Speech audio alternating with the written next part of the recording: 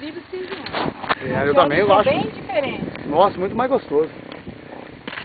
Filmar os negros Mas de aqui. ontem, o que videou, você tá andando aqui, só que você tá coberto de mato, você não vê nada.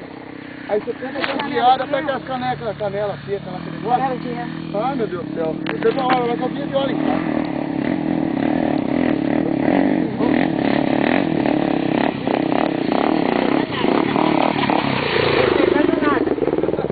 Não chegando nada, ele. Vai cair pra baixo, hein?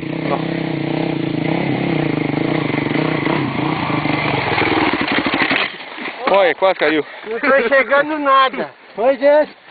Ui. Aí, vem ver, eu vou botar uma foto pra vocês mais pra frente um pouquinho. Ô, João, tudo embaixo de você, cara.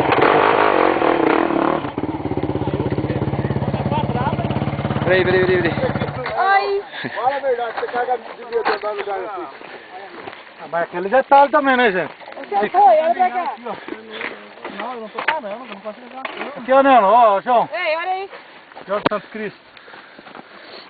Calma. Agora, ó, vai mostrar um pro Jeca Joia. Ah, não, eu tenho que estar junto aí depois. Tá aí, ó. Manda lá pro Renato. Então tá bom. Vai meter chifre em mim mesmo. Cabeçudão. Cabeça de guidão.